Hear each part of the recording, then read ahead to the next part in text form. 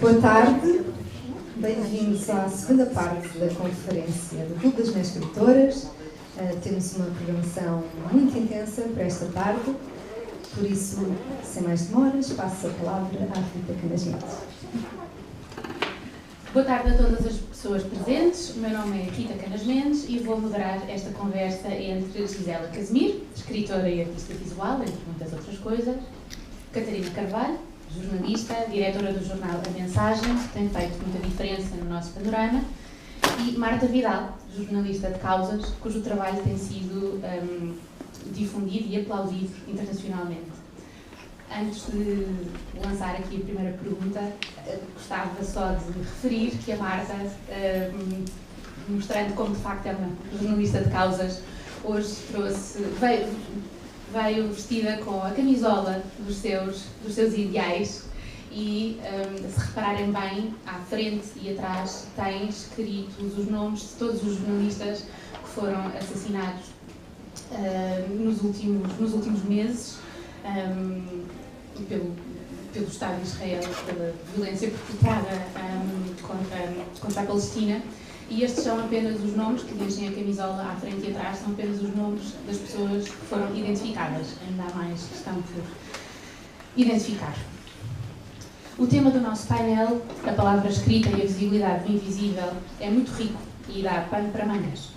Poderíamos ficar um dia inteiro a falar dele, mas como isso não é possível, eu vou levantar algumas questões que serão pontos de partida para pôr as nossas três convidadas em diálogo.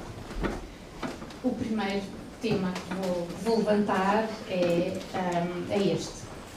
A escrita, como nós sabemos, tem um papel fundamental na desconstrução de estereótipos e na humanização do outro.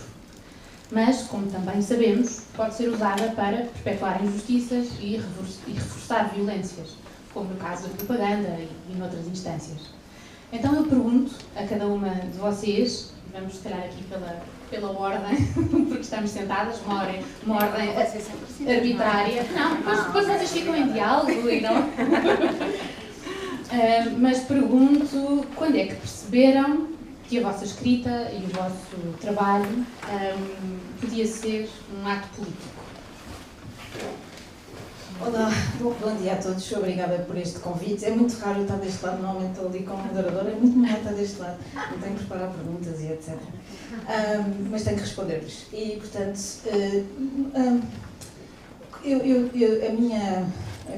o meu percurso, nos jornais, o percurso de uma mulher jornalista, pelo menos desde o meu tempo e penso que desde o tempo da Marta também, é muito diferente do resto das profissões. Ou seja, o que é que eu quero dizer com isto? Quer dizer que as redações estão cheias de mulheres. A redação onde eu trabalhei, não vou dizer há quanto tempo, no Diário de Notícias, era uma redação feita muito de mulheres. Eram mulheres editoras, eram mulheres jornalistas, quase todas, diria que havia muito poucos homens comparado com as mulheres. Portanto, há um certo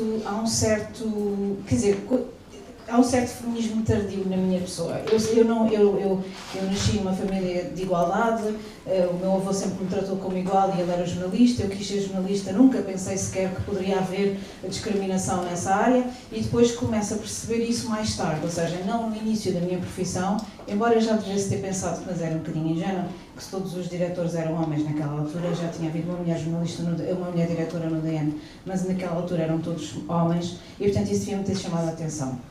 Eu acho que começo a perceber isso quando começo a ter cargos de chefia e no caso é só de editora executiva na Sábado e depois outra vez no Diário de Notícias e no Diário Económico e outra vez agora nas revistas, quando eu começo a perceber que aquilo que nós cobrimos, não é, são quase tudo homens.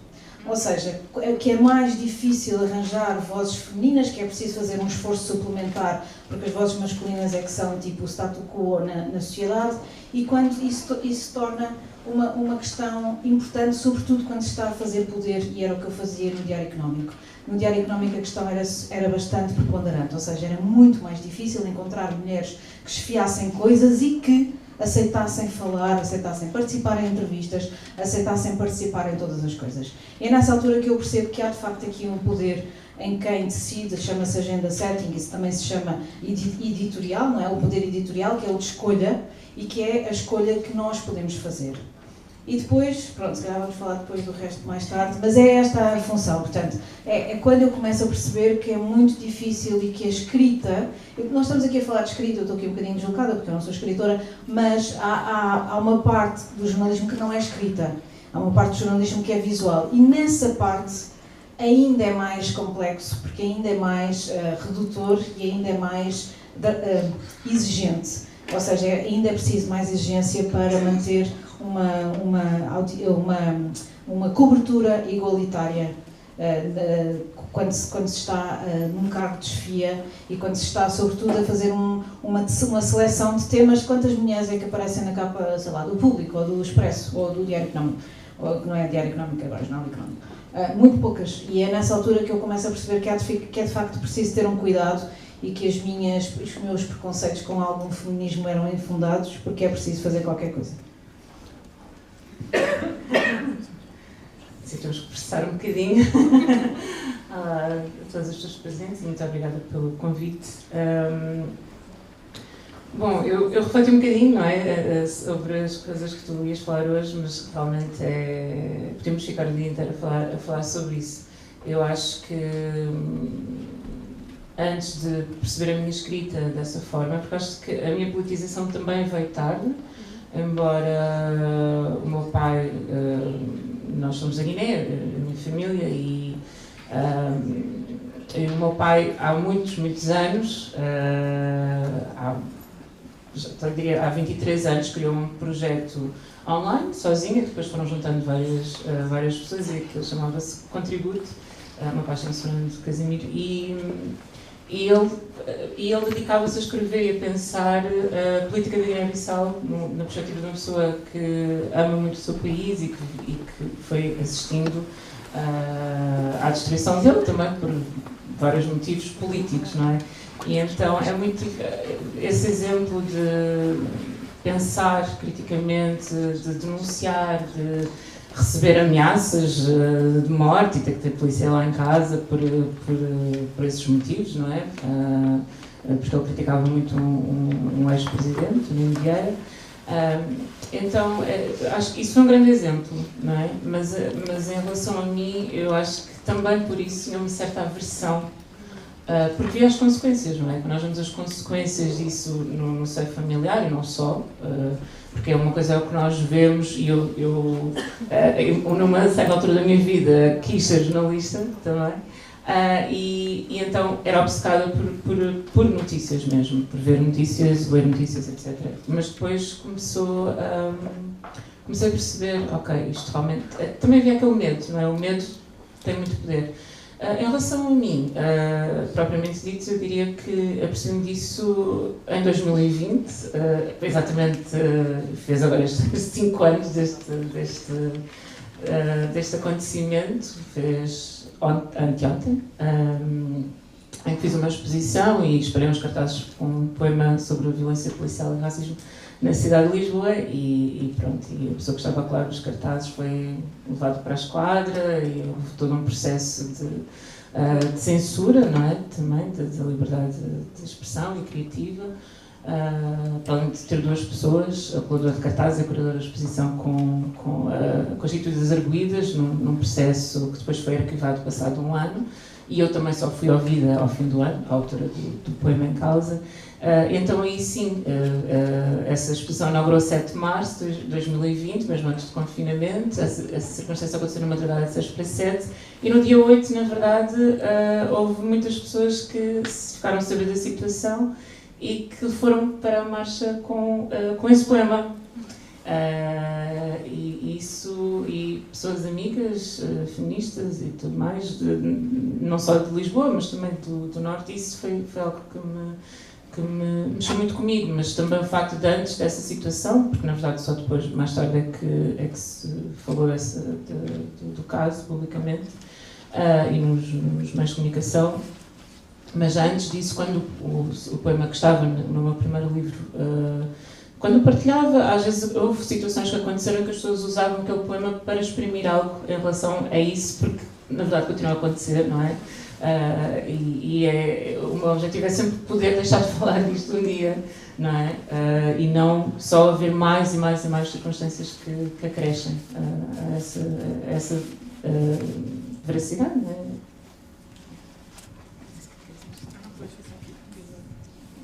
Obrigada a quem estão aqui presentes, obrigada pelo convite. Vou tentar também ser breve. Eu acho que, para mim, a escrita sempre esteve ligada a preocupações sociais e políticas, assim, desde mesmo muito cedo. Que o meu amor pelos livros também estava relacionado com a minha curiosidade pelo mundo e também essa curiosidade pelo mundo também para perceber porque é que o mundo é tão desigual e porque há tantas injustiças nesse mundo. Por isso, acho que desde muito cedo que fiz essa ligação. E o George Orwell tem um ensaio que ele escreve sobre porque é que escreve. E tem uma frase com que eu me identifico bastante. Ele diz que se vivesse num tempo pacífico, que provavelmente só escreveria livros descritivos, mas com o mundo como está, que foi obrigado a tornar-se num panfletário. Eu acho que se vivêssemos num mundo pacífico e num mundo sem injustiças insuportáveis e sem desigualdades chocantes, eu acho que talvez nem sequer sentisse a necessidade de escrever. Não sei. Mas acho que também uma influência muito grande para mim foi, claro que eu, desde muito cedo que queria tornar-me jornalista, porque acreditava no poder das palavras e porque achava que as palavras podiam mudar as coisas. Agora não tenho tanta certeza, infelizmente. Mas também com a minha curiosidade por política e por questões sociais, um momento muito importante foi encontrar os textos do subcomandante Marcos, do movimento zapatista, movimento indígena no México, que começou como um movimento militante, um movimento armado, mas que também usou a palavra como arma. E este subcomandante Marcos, ele escreve dos textos mais bonitos que eu já li, que são textos que falam sobre textos que a palavra em si tenta fazer com que uma comunidade marginalizada, esquecida, desprezada no México, que é a comunidade indígena, como é a comunidade indígena, se erga e diga basta, e diga basta e diga temos que ser reconhecidos e exigimos dignidade. E acho que estes textos mostraram que sim, que se pode ser profundamente político, ao mesmo tempo profundamente poético, e essa capacidade de escrever textos que não só têm essa beleza e essa forma de expressão maravilhosa, como também abrem novas possibilidades e um imaginário, todo um imaginário, e como esse imaginário também pode ser, lutar por esse imaginário também pode ser uma forma de fazer política. Hoje temos estado a falar disto, de palavra, imaginário, poesia, sonho. Já falámos de todas essas palavras misturadas com luta, basta, mudança. Orwell também foi referido aqui da parte da manhã. Quem não esteve da parte da manhã pode assistir à conferência que fica disponível no site da Fundação, na página de YouTube da Fundação José Saramago. Aconselho para ficarem com o retrato completo e o cruzamento destas vozes. À luz daquilo que disseram, a minha próxima pergunta é: quem é que decide o que é visível e o que permanece invisível? E, passando à prática, como é que evitam que o vosso trabalho perpetue invisibilizações? Bom, eu acho que já respondi um bocadinho a isso na primeira resposta, que tem a ver com isso, ou seja, existem os gatekeepers, não é? Como é que se chama em português? As pessoas, os porteiros, não é? As pessoas que determinam o que é que sai, o que é que não sai, o que é que vem cá para fora. Hoje em dia isso é mais amenizado com esta questão com as redes sociais e com a possibilidade de todos nós sermos sujeitos e agentes de comunicação. Eu queria só dizer uma coisa em relação às palavras, um bocado em consequência daquilo que a Marta disse. Eu não acho que num tempo de luta não se possa fazer todo o tipo de jornalismo. Aliás, eu acho que é muito engraçado porque aquilo que nós fazemos na Mensagem de Lisboa é precisamente uma luta ao contrário, uma luta passiva. E qual é essa luta? É quando nós falamos de pessoas de que ninguém fala, quando nós trazemos para cima da mesa temas de que ninguém está a falar, mas sobretudo pessoas de que ninguém fala e que não são lutadores, não têm um papel nas notícias, não têm um poder, fato, exato, o dono da mercearia, ou a senhora que faz crepes na Graça e que é stand-upper, ou, por exemplo, as mulheres que hoje falamos na nossa publicação, as amas da Cova da Moura que tomam conta dos filhos enquanto as outras mulheres vão trabalhar. Quando nós fazemos esse jornalismo que não tem como objetivo, ou seja, que não tem claramente não é ativista, é também ativista, ou seja, é também de explicar que o mundo não é só este burburinho dos telejornais em que nós já não conseguimos ouvir falar mais do Trump, nem ouvir falar mais do Netanyahu ou de outros conflitos mundiais. Há um mundo que corre de baixo e eu acho que nós, os jornalistas, e aqui falo mesmo dos jornalistas porque é um problema grave, esquecemos as palavras simples. Muitas vezes os textos, quando chegam a mim e eu edito-os, eu corto-os para metade. Porque os portugueses têm muita mania de usar muitas palavras para dizer uma coisa simples. E eu acho que as pessoas estão muito embrulhadas em muitas palavras. E as palavras mais simples são as palavras mais interessantes. É sempre melhor subjetivar do que adjetivar no jornalismo. É sempre melhor mostrar um ato do que falar sobre algo que aconteceu, dizendo que aquele ato é isto ou aquilo ou aquilo outro. É melhor, para mim, esta é a minha política da palavra. É sempre usar menos em vez de mais, usar mais fortes em vez de mais fracas, evitar adjetivos e advérbios. E isso, pronto, isso eu acho que é um problema do jornalismo em Portugal. E eu acho que a gente está sempre a falar de uma bolha e dentro de uma bolha. E quando nós vamos para fora da nossa bolha, as pessoas já não querem saber. Já ninguém lê um artigo até ao fim. Já ninguém lê uma reportagem de 30 mil caracteres. E isto é triste, tem a sua parte de tristeza, mas também tem a parte de que o mundo é como é. E então, o que é que nós podemos fazer para sair de nós e dizer às pessoas não, vocês não têm literacia mediática, vocês não sabem ler uma notícia. Não. O que é que nós podemos fazer para perceber porque é que nós não chegamos até essas pessoas? Ou seja, voltando à pergunta, o que é que nós precisamos fazer, não só para que essas histórias estejam dentro dos mídias, mas também que sejam lidas, consumidas e etc. E a nossa agradável surpresa na mensagem é que as pessoas aderem, é que as pessoas querem, é que as pessoas leem, é que as pessoas veem, e veem ou leem ou aderem em formas diferentes e em diferentes meios, e é possível estar lá no meio delas. Pronto, é isso. Ou seja, essa simplicidade eu acho que nos falta, e eu diria, para essas histórias serem mais lidas, vistas, dar-lhes atenção, eu diria mais simplicidade e menos complicação e vou dizer aqui uma coisa que vai ser polémica, mas acho que posso dizer porque tenho 30 anos de jornalismo. Eu acho que às vezes nem sempre mais ativismo é melhor. Às vezes é bom recuar para o velho papel do jornalista que observa e estar ali de mãos nos bolsos a contar uma história. Eu acho que a história tem que falar por si muitas vezes. E nós, muitas vezes, gostamos de dizer coisas. E eu prefiro, às vezes, deixa-me cá observar. Às vezes não é possível, como no caso de algumas guerras do mundo, não é? E aí nós estamos sempre a um limite para isto, que é os direitos humanos. Esse é o limite de todas as coisas. Mas muitas vezes, em muitas histórias, o jornalista adora aparecer, adora mostrar-se. Eu acho que a gente devia mostrar-se menos e mostrar mais o mundo. Assim escusamos estar a fazer aquela ordem. Sim. Eu depois respondo. Este é nosso? Mas quando eu penso em quem é que decide o que é visível ou invisível, eu penso no panorama mediático que temos, mundial, não só em Portugal, em que grandes grupos corporativos,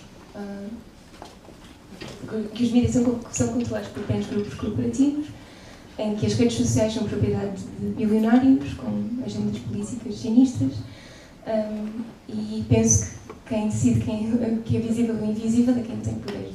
E quem tem poder normalmente é quem tem dinheiro. E então é um ciclo vicioso de perpetuar invisibilidades. E eu tento que a minha escrita, as histórias que me interessam são histórias das pessoas que não têm poder, são das pessoas que estão nas margens, das pessoas que não são ouvidas, das pessoas que são esquecidas. Mas é difícil, é muitas vezes difícil, né, que essas pessoas possam ter a oportunidade de falar. E há uma expressão muitas vezes que se usa, né, de dar voz, mas é uma expressão que eu detesto, porque toda a gente tem voz. O problema é que muitas pessoas simplesmente não são ouvidas, são ignoradas ou ativamente silenciadas. E para mim, especialmente a questão da Palestina, vou falar da Palestina porque é a questão que eu tenho acompanhado mais de perto nos últimos anos. Acho que é muito, muito claro, né, que, estudando com a cobertura mediática ocidental e também a cobertura mediática em Portugal, nós vemos quem é que é visível. Nós sabemos os nomes dos reféns israelitas, nós reconhecemos os rostos, vemos os rostos desses reféns, quase que sabemos as histórias pessoais deles. E quantos de nós sabemos os nomes dos 48.000 palestinianos que foram mortos nos últimos 15 meses por Israel? Não só por Israel, mas como também por bombardeamentos israelitas, bombardeamentos com bombas americanas, bombardeamentos que continuam com a cumplicidade europeia, incluindo também a cumplicidade portuguesa. E eu muitas vezes não tenho também resposta de quando há essa desigualdade tão grande, né, na narrativa, e quando um grupo é tão sistematicamente desumanizado, quando se reproduz nas notícias expressões como são animais humanos, uma expressão que foi usada por um ministro israelita para descrever os palestinianos. Nós sabemos, né, quem é que é visível e quem é que não é. E o que eu gostava de fazer com o meu trabalho é de tornar mais visíveis estas pessoas. Os 48.000 que foram assassinados, as 17.000 crianças que foram assassinadas, os artistas e escritores que foram assassinados, os jornalistas também que foram assassinados. Acho que era isso que eu queria trazer para aqui. Bom, eu, enquanto pessoa que está num lugar da invisibilidade, muitas vezes, não é? Cresci nesse lugar, nasci nesse lugar, entendo que há uma grande responsabilidade e a verdade é que essa aversão também vem, às vezes nós sabemos que quando entramos por esse caminho já não há volta, não é? E não é para toda a gente o ativismo, embora fosse importante que toda a gente fosse politizada, como é óbvio. Mas eu, se pensar em mim, não é só na questão de denunciar as coisas, porque faço em todas as áreas em que trabalho, mas também acho que há um outro lado. Eu sou uma pessoa que adora pessoas e o cotidiano e as coisas simples, e então para mim é tentar encontrar um equilíbrio que não é sempre fácil, porque há uma expectativa. O ativismo adoece, muitas vezes os ativistas adoecem-se uns aos outros, porque ninguém é perfeito, as pessoas antes de serem ativistas, são seres humanos e é muito fácil não nos apercebermos daquilo que estamos a perpetuar, injustiças e maus tratos, e os ativistas também têm que ter cuidado, e acredito que como também os jornalistas, para não se abusarem, não é? Porque são pessoas que estão constantemente exaustas, doentes, fisicamente, mentalmente, emocionalmente. Então, para mim é tentar respeitar um pouco o tempo e perceber que quando nós pomos as coisas cá fora, depois há consequências, não é? Então, tentar equilibrar, talvez tentar adiar uma coisa que eu sei que vai chegar, é adiável, mas não é evitável, mas também não querer fazer disso a minha identidade, como muitas vezes depois torna-se um fardo, e já carregamos tantos fardos, então, mas lá está, também tenho que estar constantemente a questionar é engraçado, não é? Eu podia dizer assim, não, mas eu não perpetuo invisibilidade nenhuma. Não, claro, toda a gente... a partir do momento em que nós não vivemos algo, porque obviamente não vivermos algo não significa que não possamos falar sobre esse algo. Temos é que ter uma forma, ver qual é a melhor forma de o fazer, não é? E não atropelar os outros nesse processo. E também detesto essa expressão de dar voz, é assim, das expressões que eu mais detesto. Acho que é sim, amplificar, é o microfone, não é falar por alguém.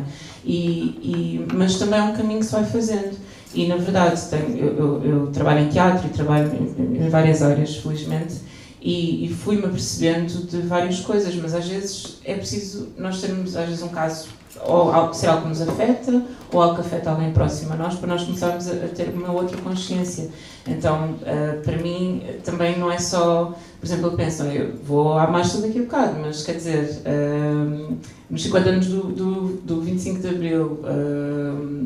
Estava eu e outros amigos com um amigo nosso que é artista e que é uma pessoa cega e que é músico e tudo mais, mas lá está, era difícil para nós estarmos lá, como é que uma pessoa cega quer ir estar lá também a lutar pelos seus direitos e também celebrar os 50 anos, por exemplo, como é que nós facilitamos isso? Então, para mim agora, estar num outro lugar que é não só nomear as pessoas, não é só... por exemplo, do primeiro livro de poesia para o segundo, eu falo as mesmas coisas, mas eu digo os nomes, e isso para mim é diferente, porque quem ler, há pessoas que vão saber, há pessoas que não vão saber, mas podem ter essa curiosidade. Eu lembro de estar a fotografar, pronto, eu fotografo obsessivamente, algumas pessoas podem saber ou não, ando a guardar, a fazer um grande arquivo já há muito tempo do que está escrito nas ruas e também de cartazes, também estou aqui com uma cartazinho, tem dois lados, porque não pode da Mariana Martábia, tem aqui uma frase de um poema da Audre Lorde, mas para mim isso é tudo parte da mesma coisa. Quando me convidam para escrever uma peça de teatro e eu escolho escrever sobre miúdos numa casa de acolhimento, que vem de uma experiência que eu tive enquanto voluntária, e depois trazer isso para ali, e depois nós chamamos os miúdos para irem ver esse espetáculo, ou quando trabalho com pessoas como a Raquel André, que sai do palco e põe no palco esse performer, que é uma pessoa cega, imigrante, etc., e depois pensa que o espetáculo tem que ter língua gestual portuguesa. Eu tive a sorte de fazer a legenda para pessoas surdas e de baixa audição, e pensar, não, estas pessoas também têm acesso à música, e como é que nós fazemos isso? E nós adaptarmos, e não pensar só do lado criativo, ou só o que é que nos apetece, ou só qual é o nosso público habitual. Então acho que também é um pouco... pensar como é que a nossa linguagem é mais inclusiva, mas também mais acessível, não é só os temas que estamos a tratar, mas são 1000 coisas que temos para fazer, não é? Super, super interessante. Estão aqui muitas meadas para pegar. A próxima pergunta, em parte, acho que a Catarina já respondeu. Está sempre a responder de antemão, mas agora pode ser que... Se calhar começamos pela outra ponta. Eu gosto muito desta pergunta porque foi nela que pensei muitas vezes enquanto organizava este evento com as minhas colegas, e tem que ver com o paradoxo de lutar pela paz. Lutar pela paz? Então, para escrever em prol da paz, muitas vezes temos de escrever para incomodar. A escrita em si, por vezes, não pode ser pacífica para chegarmos à paz, à justiça. E então, no vosso trabalho, como é que encontram o equilíbrio entre desafiar o leitor para transformar e, ao mesmo tempo, não afastá-lo completamente? E têm essa preocupação sequer, porque podem não ter. Atenção. Tudo depende dos objetivos. E será que podemos ensinar os leitores a lidar com o desconforto, a não rejeitarem simplesmente uma nova perspectiva? Já aqui falámos do ativismo passivo, já falámos de simplificar a linguagem, mas como é que é isto de, em prol da paz, escrever combativamente? Gostava de vos ouvir às três sobre isto. Sim, então sobre isso do desconforto, eu acho que quando estamos a assistir a um genocídio ao vivo, né, de aniquilação de um território e de um povo, eu quero que as pessoas estejam desconfortáveis. Eu acho que eu quero que o leitor esteja desconfortável, eu quero que o desconforto seja sentido a um ponto que se torne insuportável e que deixe de ser possível de ficar em silêncio. Eu quero abanar o leitor da apatia, eu quero que o leitor se incomode mesmo. Mas sim, é sempre difícil esse equilíbrio entre incomodar e entre desafiar e não afastar demasiado, não fazer com que as pessoas simplesmente deixem de querer ouvir. Porque acontece também quando se vê, quando já se viu demasiados vídeos absolutamente horrorosos de crianças despedaçadas, chega-se a um ponto em que não se consegue mais, não se quer estar mais exposto a essa violência. E o que eu tenho tentado fazer com o meu trabalho, e é também o tipo de histórias que me interessam e que eu mais gosto de contar, são histórias que não são as histórias mais óbvias, que são histórias muitas vezes sobre esperança e sobre beleza e sobre bondade e coragem nos momentos mais difíceis e nos lugares mais inesperados. E eu acho que esta foi a forma que eu encontrei de tentar atrair o leitor a lidar com situações difíceis e contextos difíceis. E posso falar do exemplo mais recente, que foi um trabalho que é um trabalho que eu continuo, que é sobre observadores de aves em Gaza, e que foi o que me levou a Gaza. E é uma forma de falar sobre Gaza e falar sobre a ocupação da Palestina, é uma forma de falar sobre décadas e décadas de opressão, mas é também uma forma de falar sobre as pessoas que simplesmente querem viver as suas vidas, apesar de viverem num território sitiado, e que simplesmente são apaixonadas por aves e que querem continuar a observar aves e cuidar da vida como podem, mesmo quando estão rodeadas de destruição e de morte. E este é o tipo de histórias que me interessam. Encontrar estas pessoas que se agarram à vida e que mantêm a esperança mesmo nos lugares mais terríveis que se pode imaginar.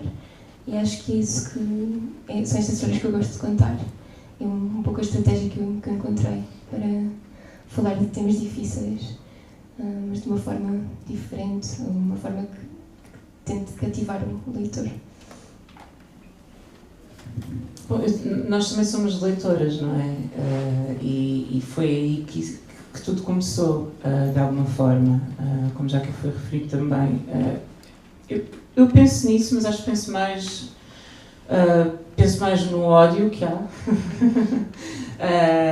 E estavas há pouco a falar desses bilionários e estamos a falar do visível e do invisível. Eu trabalhei como moderadora de conteúdos de redes sociais e ainda esta semana jantei com algumas pessoas que ainda fazem esse trabalho. Quer dizer, o que dizer, não é? Está à vista toda a gente. Admito que eu própria já atrasei imensamente um livro meu, precisamente por isso, por estar, não só por usar tudo isso e colecionar tudo isso para matéria no livro, uma coleção infindável, mas também porque realmente pensava que eu estou à altura do que virá depois, quando já me deparei com algumas situações bastante complexas, porque é muito simples, acho que é simples nós enchermos de coragem e defendermos o outro, mas quando se trata de nós, às vezes é diferente, e para o bem e para o mal. Não sei, eu sinto quando em relação à Palestina, por acaso foi interessante, porque eu pensei, às vezes é isso, dar uns passos atrás, eu pensei assim, há tanto para dizer, não é? Estamos a ver estas imagens que vão continuar, e aqui estamos, passados estes meses todos, mas para mim foi primeiro, não é isso que eu vou fazer, eu não vou pôr nada em cima disso, eu vou procurar, vou ler mais ainda, vou perceber que linguagem estas pessoas usam, o que é que realmente elas dizem, e vou ler as suas palavras onde eu for também e partilhá-las com outras pessoas, antes de eu achar que eu tenho esse direito de dizer alguma coisa. E só mais também mesmo como exercício de humildade e também entender isso, porque por mais que eu seja empática e solidária, eu nunca vou poder ter aquela vivência, não é? Por isso é que também é importante isso, como saíram muitas publicações, muitas antologias e traduções, não é? Referir-se à importância da tradução, para nós podermos entender isso, entender o que é que as pessoas estão a dizer por elas próprias, não é? Então acho que isso também é uma forma acho que é muito importante, não é? Para nós nos podermos entender e percebermos realmente o que é que se passa e como todos os jornalistas de Gaza que nos mostraram diariamente o que é que se estava a passar, ainda mostram. Agora o leitor, preocupo-me com o leitor, mas às vezes preocupo-me se o leitor tem dinheiro para comprar o livro que eu vou publicar, não é? Porque eu estou a escrever, a pensar nele, eu venho do mesmo lugar e o leitor não é... E convivo com o leitor não é uma coisa, para mim, distante, que eu pego nele porque me dá jeito e parece que sou não sei o quê, a missa ativista de 2025. Não é, eu não escrevo... Claro que há coisas, não é? A guerra e muitas coisas que eu não experienciei, é verdade, mas acho que devo denunciá-las. Mas há outras que eu experienciei imensamente e ainda experiencio e acho que nunca vou parar de falar sobre elas enquanto elas continuarem a acontecer. Então acho que o desconforto, se nós sentimos desconforto, o leitor também tem que sentir desconforto, o leitor também não está fora da realidade, não é? E lembro-me de uma situação muito específica, voltando também a essa questão da tradução, de estar na Alemanha a ler esse poema, eu ler esse poema em português, e a intérprete a ler e ela dizer que não estava confortável porque havia termos pejorativos no poema. Eu disse, pois, mas imagina o desconforto de ser chamada disso e ser desumanizada sobre essa palavra. Então, eu estou a escrevê-la, tu podes partilhar isso e o público, vamos, por momentos, esse desconforto que não é o mesmo, mas vai-nos aproximar um pouco e vamos ficar a pensar e talvez consigamos fazer algo um bocadinho melhor, não é? Pois também temos de ter um bocadinho, temos de ter alguma esperança, não é? Que é uma palavra que eu sei que diz muito. Catarina. Sim. Eu tenho... eu estive aqui a pensar o que é que ia dizer, porque eu tinha uma coisa para dizer, mas acho que tenho que dizer outra. E que é, eu acho que nós estamos todos num momento... Eu estou um bocado em desespero. Porque eu acho que... Não, porque eu acho que nós temos um problema, que é... E eu falo disto todos os dias com os nossos jornalistas, com as pessoas, com o Dinho, o Santiago, com toda a gente, que é... Nós estamos cada vez mais nas nossas bolhas.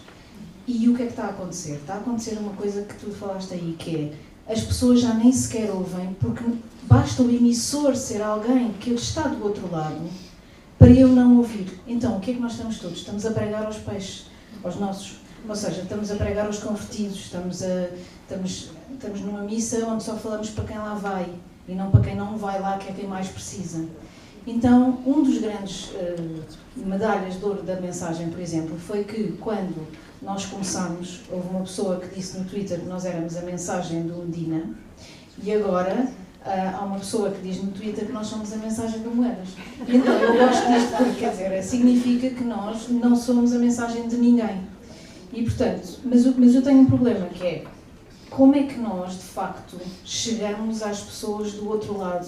Isto é uma obsessão minha de agora, porque eu sinto cada vez mais, e agora ainda temos cada vez mais isso, quer dizer, agora o Washington Post também já deixou de publicar determinado tipo de opinião.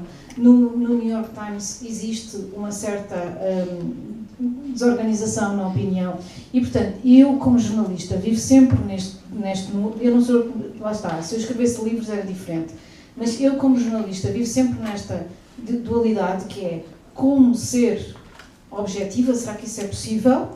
Ou quais são as consequências de ser ativista? Porque eu acho que também não sei o que é não ser ativista, porque há sempre um ativismo base no jornalismo, que é, já disse, pelos direitos humanos, pelas pessoas que são mais fracas, pelas pessoas que não têm poder, pronto. Mas também as pessoas que têm poder também têm histórias para contar, portanto, há aqui uma dualidade. Em todo o caso, aquilo que mais me preocupa é, nós estamos sempre agora, e cada vez mais, as pessoas só ouvem aquilo. Isso foi alterado, isso foi acentuado com aquilo que a Jadela disse, os algoritmos, não é? Que fazem com que nós vejamos mais coisas. Mas isso também não é assim tão verdade, porque há vários estudos que mostram que as pessoas hoje são expostas a muito mais ideias do que eram, e apesar disso, aquelas que elas leem ou aquelas que elas concordam são sempre iguais. E portanto, a mim preocupa-me um mundo sem cinzentos. Preocupa-me imenso um mundo sem cinzentos. Preocupa-me um mundo em que somos todos ou daqueles ou daqueles e que não há mais. Que eu posso dizer. E depois há outra coisa que me preocupa, que é, com 30 anos de jornalismo, eu nunca vi ninguém estar errado. Eu vi que todas as pessoas, mesmo aquelas a que nós sabemos que estão a fazer mal e que foram presas, eu falei com pedófilos na prisão, mesmo eles tinham desculpa para os seus atos. Portanto, nós não podemos pensar que as outras pessoas acham que são más. Nós, quando vamos para uma história, é super complexo, porque nós temos que perceber que a pessoa que está do outro lado vai dizer as suas razões, tem as suas razões, imbuiu-se das suas razões, e ela pode ser de facto estar contra a lei ou etc. Mas ela própria, ela vai achar que tem razão. O exército israelita, isto é horrível, mas o exército israelita acha que há uma razão qualquer que o justifica ele fazer aquilo. E nós somos todos humanos, não é? Estamos aqui numa fundação de alguém que descreveu muito bem esta enorme humanidade de nós todos, não é? E portanto, como é que... Eu não tenho respostas. Isto não é uma resposta. Eu não tenho resposta. Mas é uma dúvida, que é como é que nós vamos viver num mundo onde cada vez mais as pessoas acham que são todas certas, que estão todas certas, que encontram alguns no mundo outras pessoas que são iguais a elas e que não olham para o outro, e que a nossa veleidade no trabalho que a gente faz todos os dias na mensagem é conhecimento gera empatia. Então, se eu mostrar quais são as razões da pessoa que fez aquilo ou que fez aquilo outro ou que existe ou que está noutro sítio que não é o nosso, então talvez a outra pessoa, olhos nos olhos, não seja assim tão difícil, tão fácil para ela hostilizar.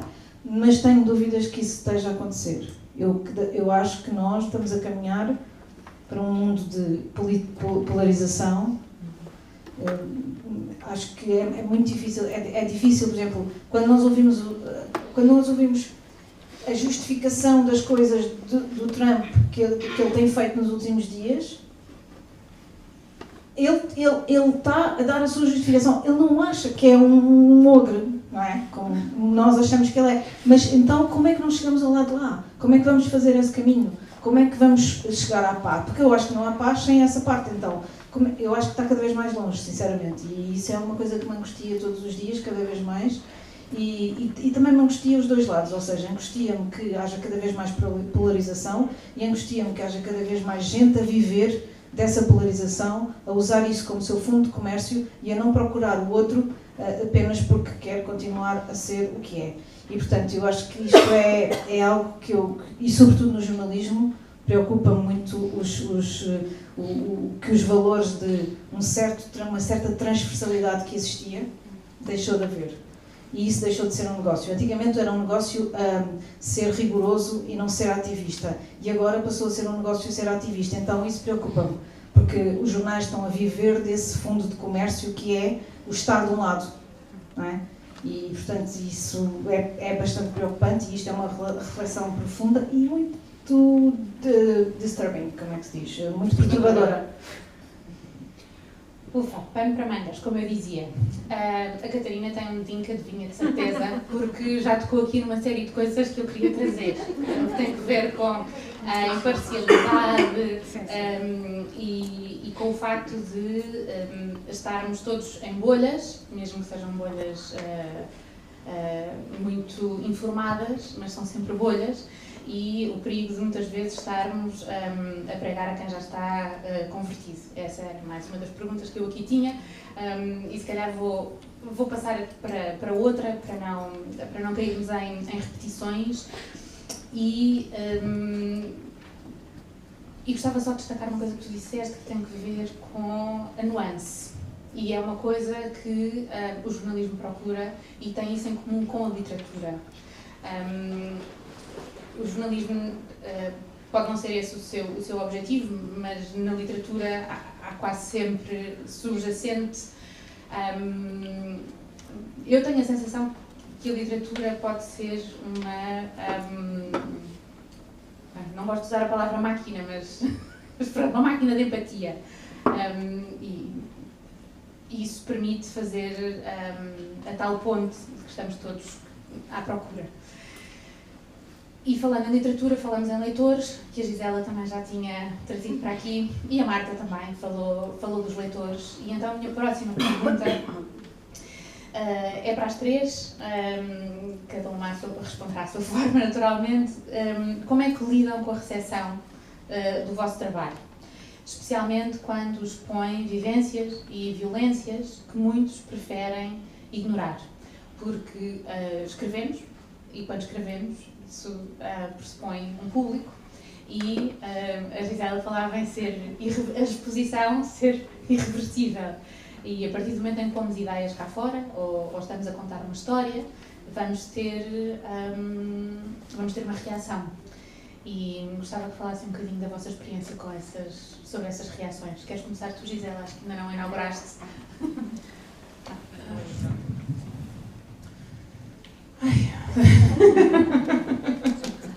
É difícil. Como é que eu lido?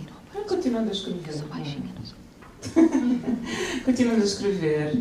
Acho que a nuance é um bom ponto de partida.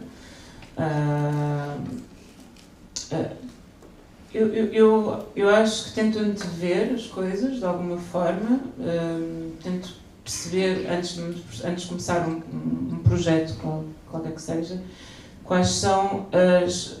Não é qualquer que ele seja, quando é sobre estes aspectos específicos, quais são as ciladas. Quais são as ciladas e como é que... Para ti? Não? Para mim, mas não só para mim, porque eu não acho que eu não existo isolada, não é?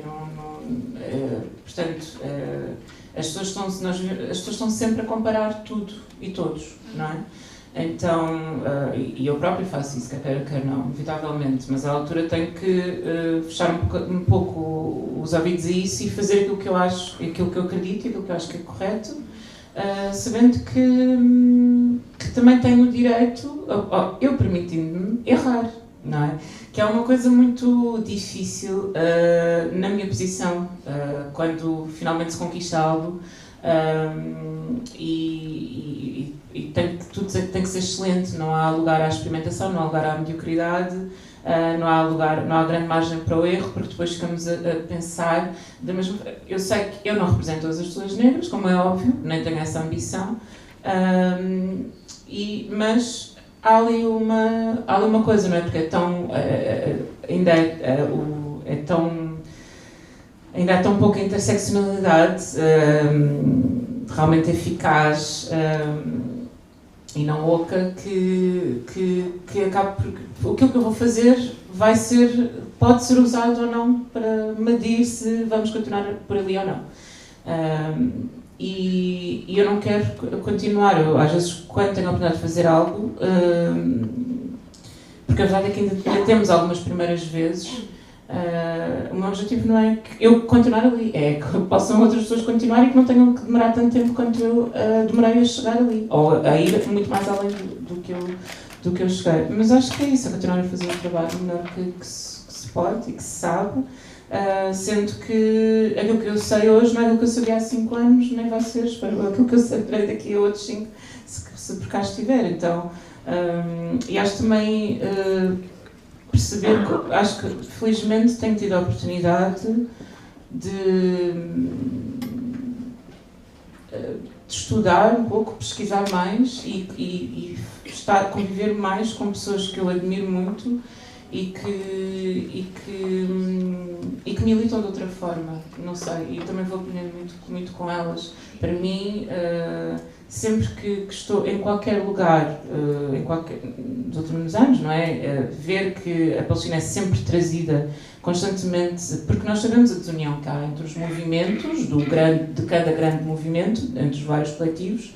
Às vezes há diferenças, e é normal que as haja, claro, mas eu, por exemplo, um ativista, o Fábio Almeida, ele está sempre a falar da Palestina. É incrível, não há uma manifestação, seja ela sobre o que for, ele nunca deixa de falar sobre a Palestina. Isto é muito importante, porque nem sempre, eu não acho que toda a gente entenda porque é que ele faz isso, não é? Mas depois quando eu vejo, eu agora traduzi um livro que ainda não saiu, mas que é escrito por uma ativista negra, trans, dos Estados Unidos, Miss Major, e ela fala da Palestina constantemente, apesar de ela ter uma série de outras coisas que refere, ou quando olhamos para as novas cartas portuguesas e estão a falar dentro do seu privilégio, mas elas entendem que é preciso falar sobre as mulheres do Afeganistão, e nós olhamos para tudo o que aconteceu agora, e todos os direitos revogados ou ainda nem sequer conquistados. Então, pensar sempre de uma forma um bocadinho mais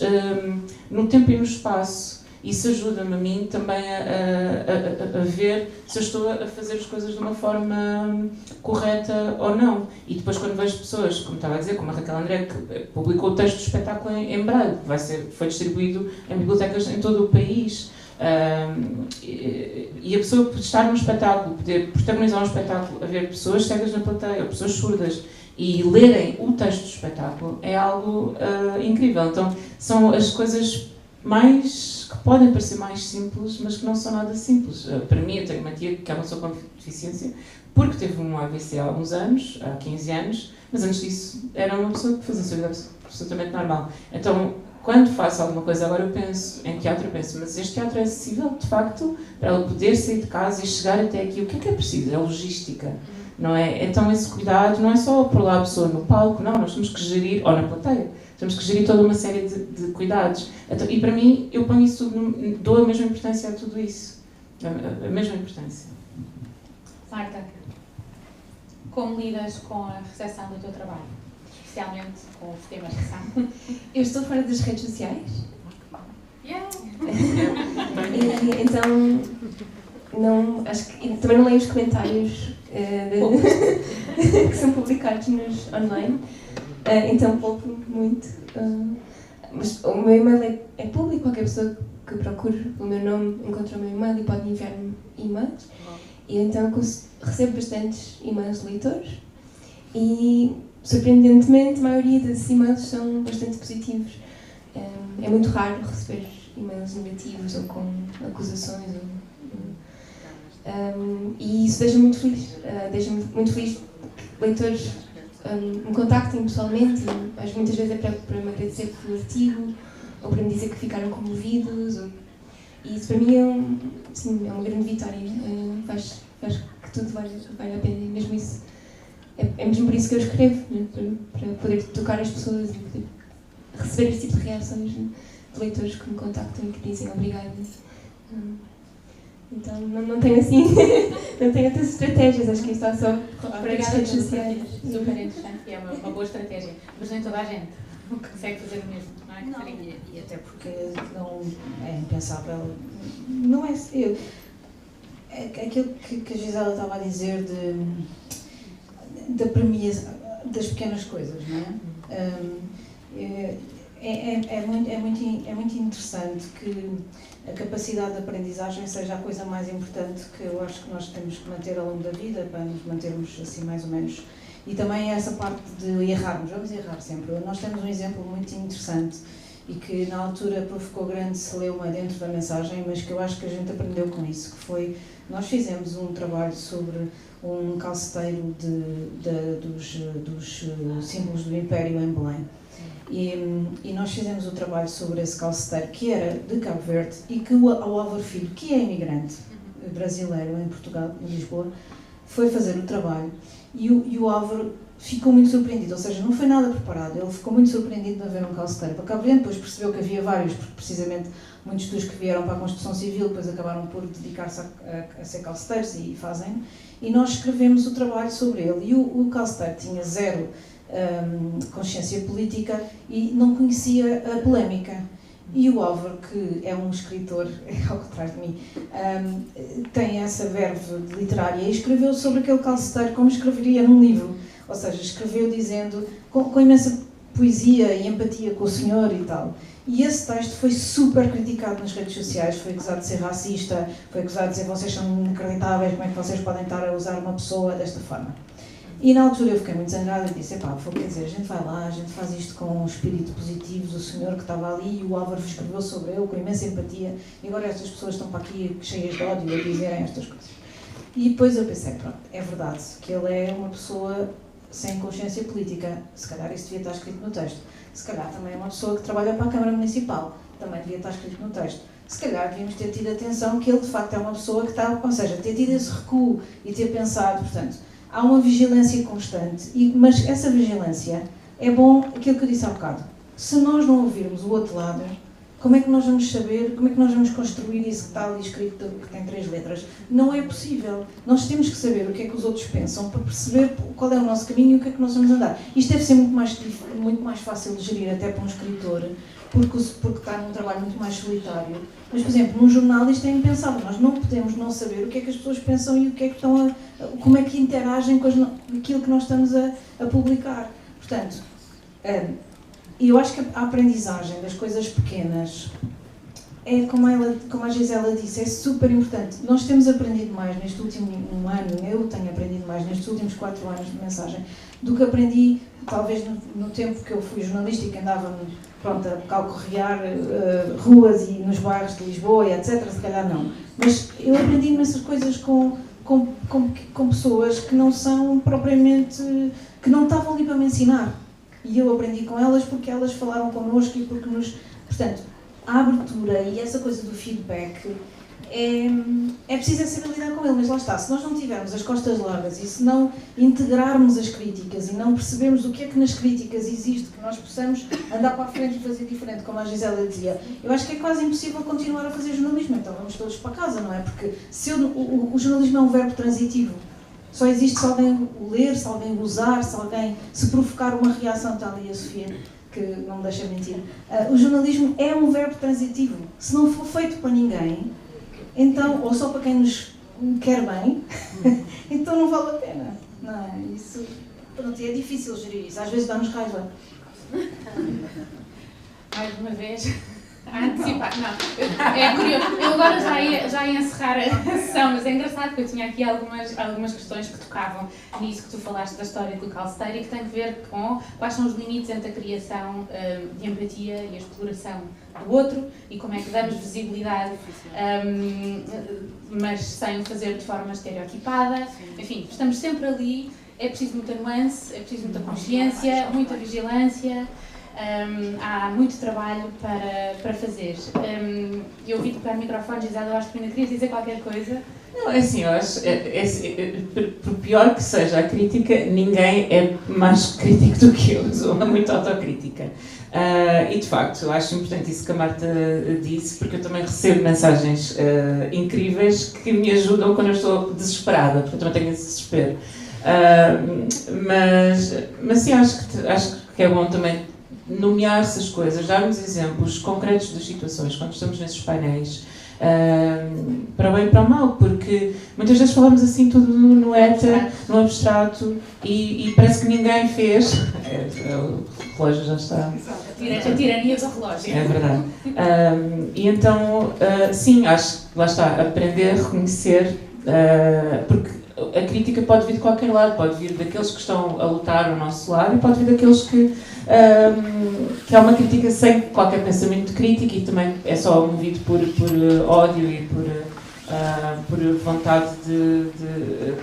O que eu tento fazer é apoiar-me nesse... Eu sei que há pessoas que me escrevem e tal como eu senti, acho que a magia também das redes sociais ou do e-mail hoje em dia, de sentir essa proximidade, nós podemos estar na mesma sala que as pessoas, é elas nos dizerem, olha, eu também tive aquela situação, também passei por isso, só que eu não tenho as palavras para falar sobre isso, ou ainda não decidi resolver, ou ainda não fui ter com aquela pessoa e confrontar, e então sabemos que há alguém que passa por isso e que consegue traduzi-lo de alguma forma, aquilo que nós ainda não conseguimos fazer. Então acho que isso é incrível, mas acho também que vivemos numa era muito perigosa e que esse perigo é real, quando nós vemos as pessoas a irem a lançamentos de livros, quer dizer, eu lembro-me de pessoas da política, não é? Ou suposta política, a ir aqui há uns anos ao mate, pisotear as obras da Grada Quilomba, ou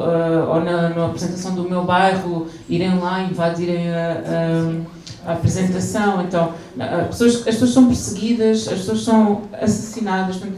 E às vezes começa assim, com uma coisa que achamos que é a pessoa está na mesma sala e está ali a dizer coisas, e depois vai acabar aqui. É o mesmo princípio, só porque aqui nós estamos nos brandos costumes, não é? Mas pronto, é só para dizer isso. Era só. Muito obrigada às três. Para terminar, e de forma muito rápida, porque já estamos aqui a ultrapassar o tempo, que escritoras ou jornalistas vos influenciaram e recomendariam a quem quer refletir mais sobre estas questões? Um nome a cada uma. Só. Eu sei, é difícil. Conseguem? Um nome só, Gisele. Não, eu tenho dois, mas não há nada a dizer. Não, vou dizer a Paula Cardoso, a Cláudia João também é autora, e a Joana Gurjão Henriques, porque trabalham as questões que mais me perturbam enquanto cidadã. Marta. Eu vou dizer o Helene Brum, que é uma jornalista brasileira que fundou recentemente uma plataforma de jornalismo na Amazónia chamada Suma Uma. É um projeto maravilhoso, é uma jornalista que eu admiro muito. E queria só dizer também o nome, desculpa, de uma outra jornalista, que foi, poeta, uma poeta palestiniana de Gaza, que foi assassinada por Israel em 20 de outubro de 2023. Se houver tempo eu queria ler só as últimas palavras dela, mas passo a palavra à Catarina. Acho que pode. Sim, ok. Foi o último, ela publicava muito nas redes sociais e as últimas palavras que publicou foram: a noite de Gaza é escura, exceto pelo brilho dos mísseis, silenciosa, exceto pelo som das bombas, aterradora, exceto pelo conforto da oração, negra, exceto pela luz dos mártires. Boa noite, Gaza. Sim. Não faz muito sentido. Mas eu queria dizer uma pessoa para a frente, em vez de dizer uma pessoa para trás, e que é a nossa editora, a Catarina Reis, que apesar de ter tipo menos 20 anos que eu e de ser de outra geração, mantém todo o espírito deste jornalismo aberto e construtivo e que une as pessoas. Fantástico. Muito obrigada.